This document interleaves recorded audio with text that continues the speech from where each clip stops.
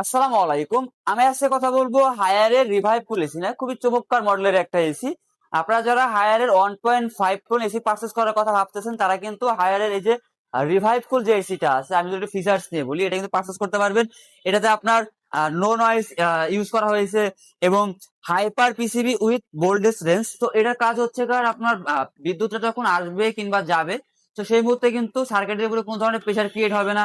এবং এছাড়াও এটাতে ফার্স্ট সেফ ক্লিন ইউজ করা হয়েছে। যদি একটু দেখাই, 99% পর্যন্ত কিন্তু ফার্স্ট সেফ ক্লিন ইউজ করা হয়েছে, যার কারণে আপনার রিমোটের মাধ্যমে একটা বাটন প্রেস করে এটা নিজে নিজে ক্লিন করতে পারবেন ও অটো ক্লিন হয়ে যাবে। এবং এছাড়াও এটাতে হচ্ছে কার আপনার এনার্জি সেভিং এক্সপার্ট।